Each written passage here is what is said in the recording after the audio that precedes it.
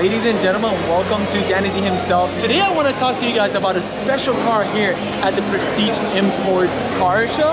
Check this out, guys.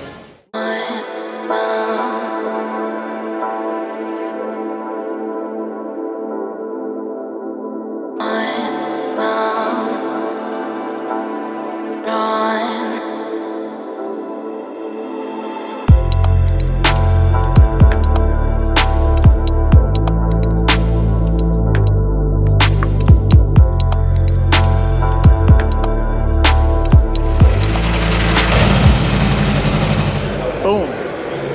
It is a Czinger 21C. This right now is a one of one. Check this out, guys.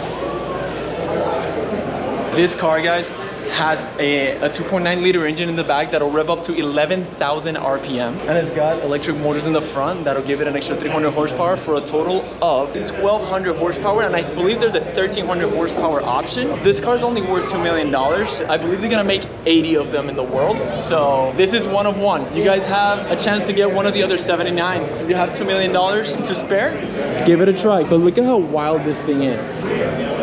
Crazy lights, huge side scoops on the side, and look at the seating positions of this. You got the front seat right here with the crazy looking steering wheel. It's like an airplane, really. And then you got the back. A lot of the main components of this car were 3D printed, and look at this.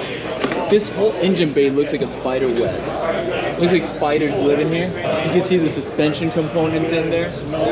One, then you got the other side. Intake manifold, I guess. Oh no, no, this is the exhaust right here. Boom. Czinger.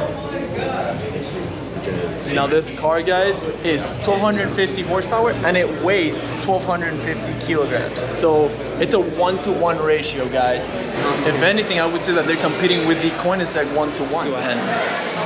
So the Czinger 21C, so one of the unique features of this vehicle is that a lot of the vehicle structure is completely additively manufactured. Engine bay, for example, come in here, you'll see it has a very unusual shape, unlike maybe anything that's ever been done before. So what I've just done here is I've highlighted everything that is additively manufactured or 3D printed. So you guys have 3D printed everything that's in blue?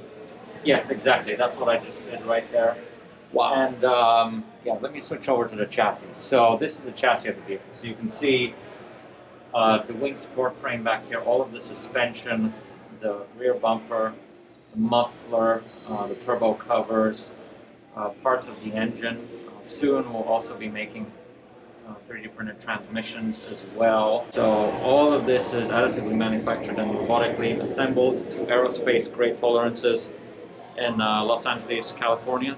Oh wow, so it's all US made? Yes, yes. Wow. We developed all of the materials as well for this because there are no materials on the market that are actually able to comply with the regulations for crash. So we developed our own materials. Okay. In order to be able to print the metal. It's very unique and unusual. They look kind of very organic.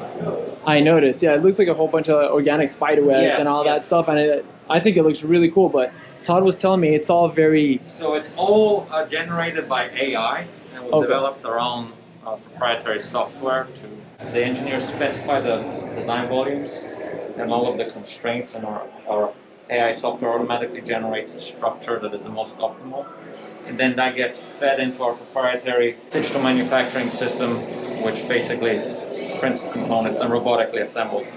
So the AI decides what is most efficient, and that's what gets printed out. Wow! Yes, there's like millions of iterations. Now, guys, this is the rear subframe of the car, and check it out. You just pick it up.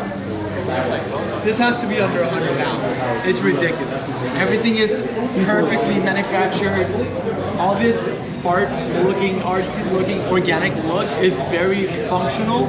It's all to maintain the structural rigidity at the points where it has to have that rigidity, and there's no like extra metal, no extra bolts that don't need to be there or anything like that. That's why they're able to make the car so light. I mean, it only weighs 1,250 kilograms. This thing, like you guys saw, I just picked it up, and this thing's gonna lose some more weight when it actually gets put into a car, because they still have to make the holes here for the bolts here. And these are the points where the machines hold this subframe in order to move it around and, you know, do all the machining that needs to be done with it. But again, there's a lot of room for weight loss here on this subframe still. And here we have the brake disc or hub assembly of the car. This is all also 3D printed.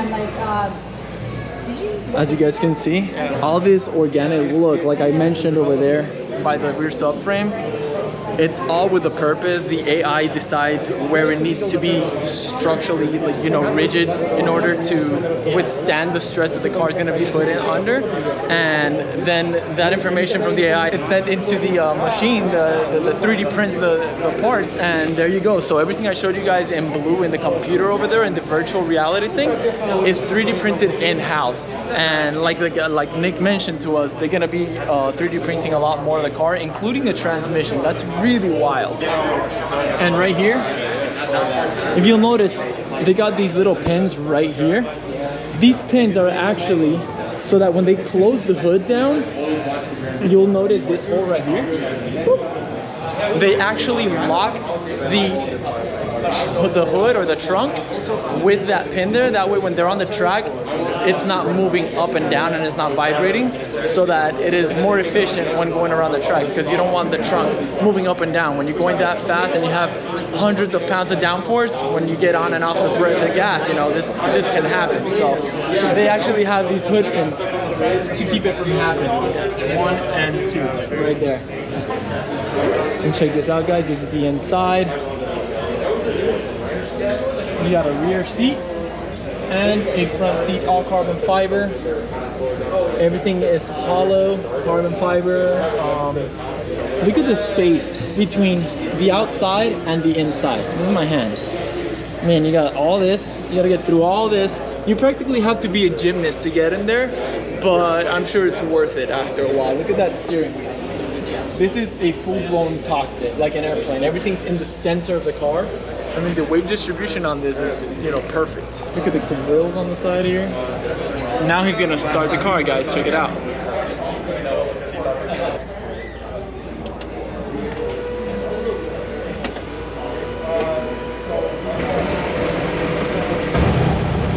All right, cool. What's up?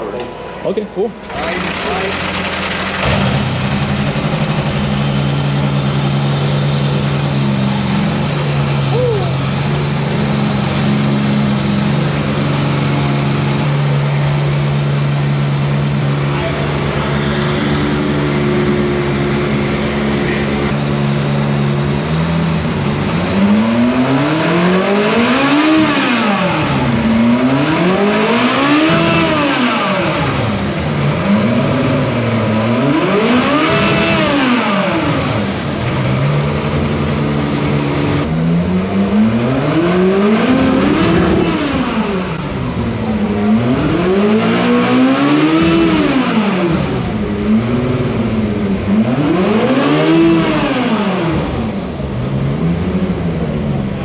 So that's what 11,000 RPM sounds like.